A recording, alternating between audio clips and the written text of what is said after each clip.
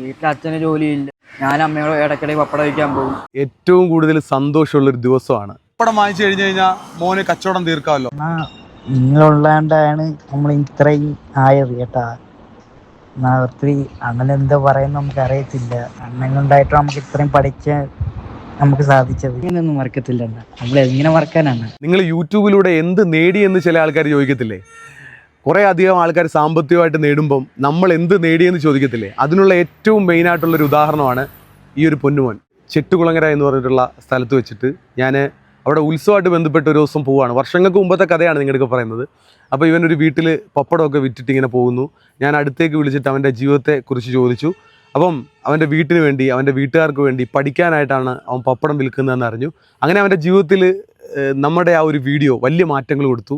മോനെ ഇനിയുള്ള ആഗ്രഹം എന്താണെന്ന് പറയാമോ? പഠിക്കണം. നമ്മളെ പഠിച്ച് ജോലി മേടിച്ച് വീട് വയ്ക്കണം. വീട്ടുകാരെ നോക്കണം. ചെട്ടുകുളങ്ങര, കായംകുളം, ഓച്ചറ, അഴീക്ക്, പിന്നെ ചെറിയടിക്ക് ഭാഗത്തെല്ലാം പോകും.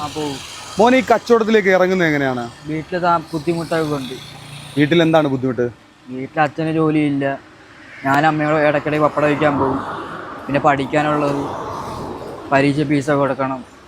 മോന് പഠിക്കുന്നതൊക്കെ എന്ന് പറയുമ്പം ഈ ഒരു പപ്പടം വിൽക്കുന്ന ആ ഒരു ക്യാഷ് ഉണ്ടാകും, മറ്റുള്ള മാർഗ്ഗം ഇല്ല നമുക്കല്ലേ? Okay okay okay okay. നമുക്ക് പരീക്ഷ ഫീസ് കൊടുക്കണം, ടീച്ചർമാർക്ക് കുറച്ച് പൈസ കൊടുക്കാനുണ്ട്. അങ്ങനെയൊക്കെ വിറ്റ് വേണമെങ്കിൽ വീട്ടിൽ ജീവിക്കണം. ഇന്നിതാ അവൻ പഠിച്ച് മിടുക്കനായിട്ട് നിൽക്കുകയാണ്. ഒരുപാട് സന്തോഷം. കഴിഞ്ഞ ദിവസം എനിക്കൊരു മെസ്സേജ് ഉണ്ടായിരുന്നു. ആ മോൻ്റെ മെസ്സേജ് ആയിരുന്നു. അവൻ എന്നെ ഓർത്തതിൽ ഒരുപാട് സന്തോഷമുണ്ട്. അണ്ണനുണ്ടായിട്ട് നമുക്ക് ഇത്രയും പഠിക്കാൻ നമുക്ക് സാധിച്ചത് നന്ദിയുണ്ടെണ്ണ. നമുക്ക് കോഴ്സ് ചെയ്യുന്ന സർട്ടിഫിക്കറ്റും കിട്ടിയാണ്. നമ്മൾ പലരുടെയും വീഡിയോകൾ ചെയ്യും. കുറച്ചധികം പേര് നമ്മളെ മിക്കവാറും ഓർക്കാറുണ്ട്, നമ്മുടെ വിശേഷങ്ങൾ തിരക്കാറുണ്ട്. നിങ്ങളിപ്പോഴും ജീവനോടെ ഉണ്ടോ എന്ന് വരെ തിരക്കുന്ന ആൾക്കാരുണ്ട്. അതിൽ മെയിനായിട്ടുള്ള ഒരാളാണ് ഈ ഒരു മോൻ.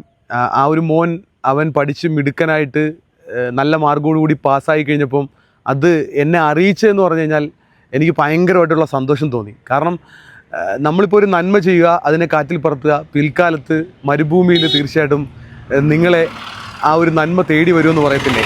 അതുപോലെ തന്നെ നമ്മൾ അതിനെക്കുറിച്ചിട്ടൊന്നും ഓർക്കാതെ തന്നെയാണ് ഓരോ കാര്യങ്ങളും ഇപ്പോഴും ചെയ്തുകൊണ്ടിരിക്കുന്നത്. നമ്മളെ എന്നും അവർ ഓർത്തിരിക്കണമെന്ന് നമ്മൾ വാശി പിടിക്കുന്നുമില്ല. നിങ്ങളുടെ കയ്യിലുള്ളൊരു അപ്പത്തെ നിങ്ങൾ വെള്ളത്തിൻ്റെ മീതെ എറിയുക, ഏറിയ നാളിന് ശേഷം അത് കറങ്ങി തിരിച്ചു വരുമെന്ന് ബൈബിളിലെ പ്രധാനമായിട്ടുള്ളൊരു വചനമുണ്ട്. ആ വചനം പോലെ തന്നെ നമ്മൾ നന്മകൾ ചെയ്തുകൊണ്ടേയിരിക്കുക, അതിൻ്റെ ഫലം നമുക്ക് ദൈവം തരും.